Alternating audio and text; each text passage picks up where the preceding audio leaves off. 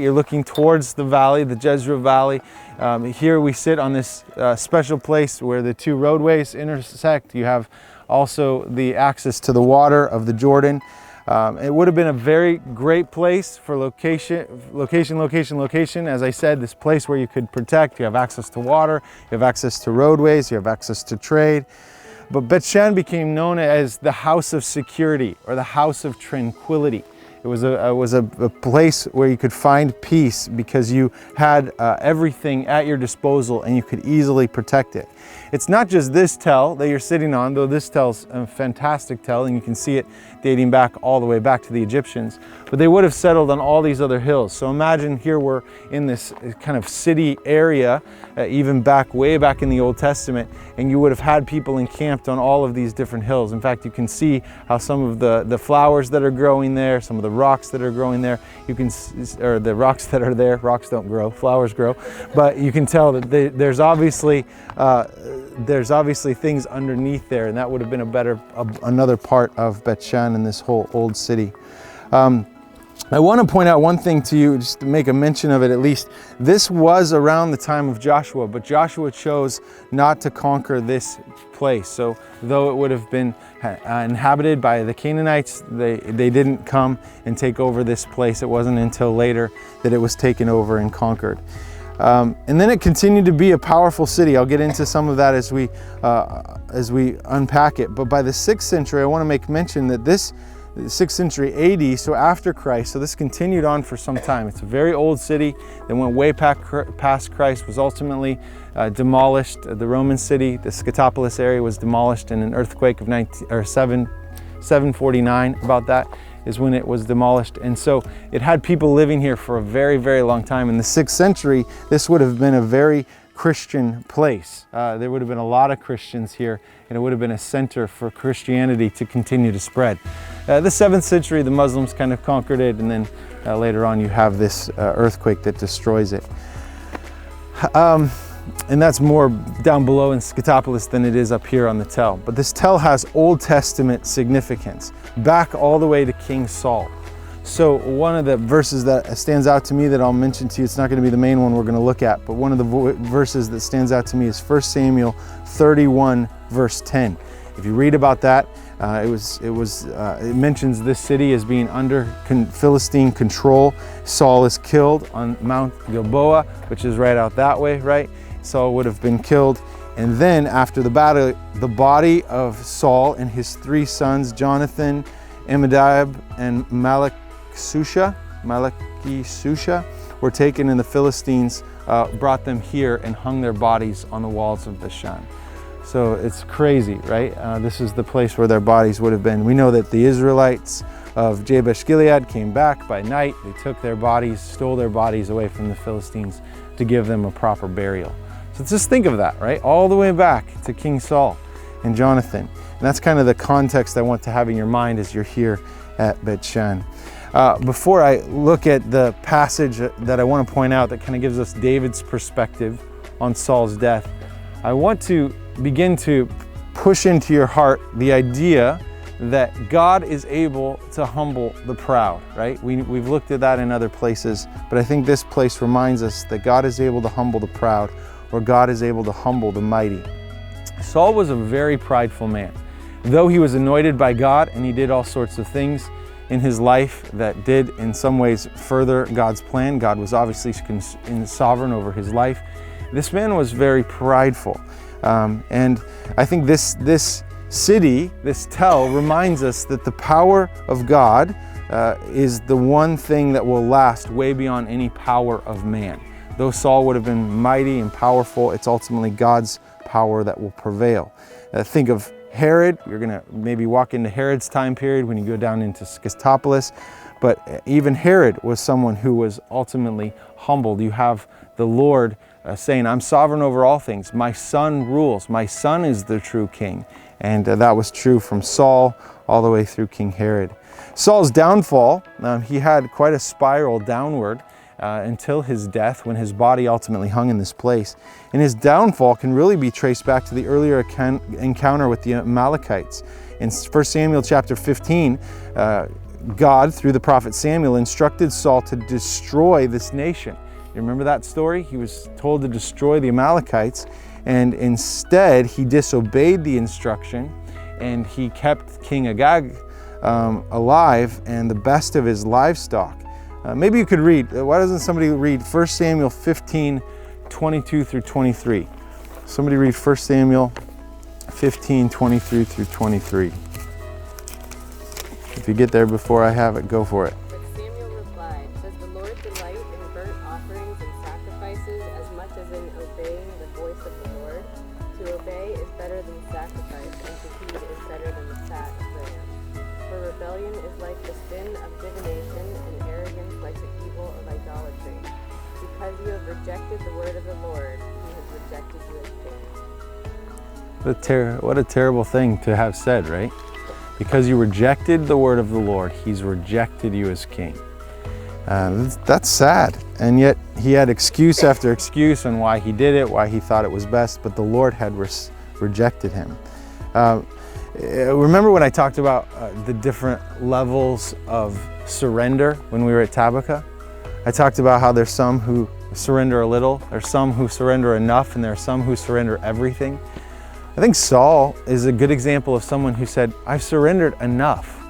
Especially when you think about the story in 1 Samuel 15, he was told that he was to destroy this king, and yet he just kind of did away with most of it, right? But he kept the king alive, and he kept the best of the livestock for himself. He surrendered most, but he didn't surrender everything. I think that was the beginning of the destruction, as you could read, as you heard Bethany read. The Lord was against him. The Lord was against him because he was disobedient.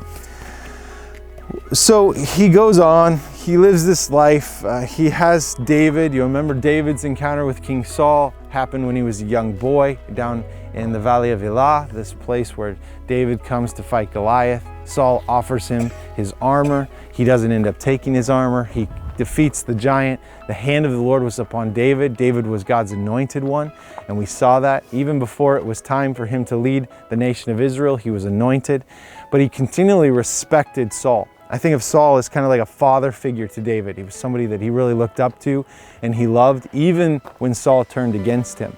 And you're going to see that all the way until the point of Saul's death. Saul was brutal to David. 2 times he tried to spear David, right? He tried to pin him to the wall. He relentlessly pursued him for years in the wilderness. We're going to be down in En-Gedi. We're going to see the place where the cave would have been located, where David tried to hide from Saul. He tried to take away David's wife, give her to another person.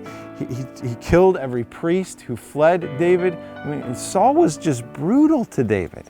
And it was like this downfall that happened, or the spiral that happened in Saul's life of he disobeyed the word of the Lord, and then he became against the very one who was anointed by the Lord, right? The very one who he should have been respecting. I think David had every reason to rejoice when Saul's body hung here on these walls. I think he had every reason to rejoice.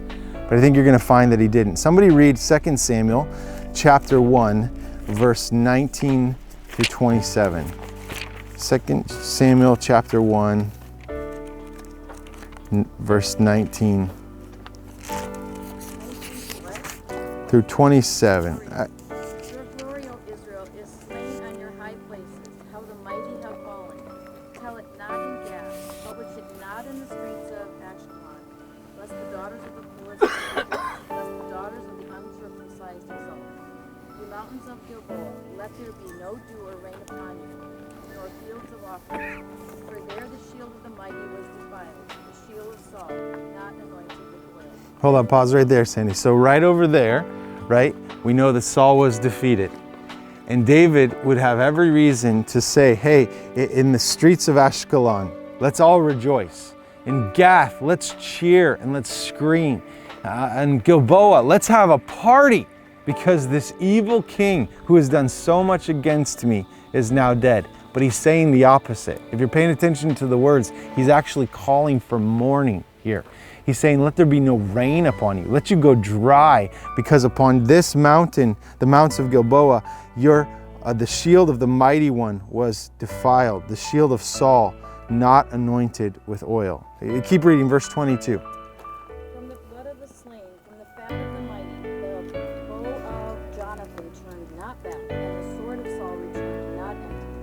Saul and Jonathan, beloved and lovely. In life and in death they were not divided. They were swifter than eagles. They were stronger than lions. You daughters of Israel, weep over Saul, who clothed you luxuriously in scarlet. He put ornaments of gold on your apparel. How the mighty have fallen in the midst of the battle. Jonathan lies slain on your high places. I am distressed for you, my brother Jonathan.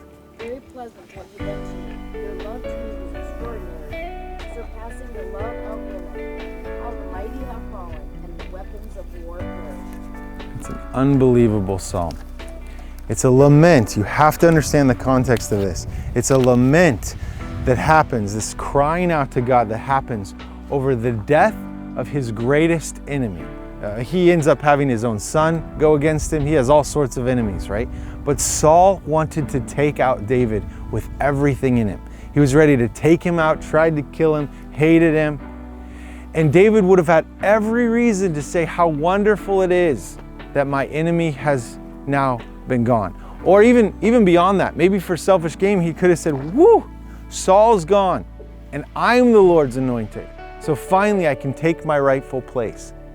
And when everybody else was ready for him to take his rightful place, we're ready for Saul to be gone and now David to step in, David's like, time out.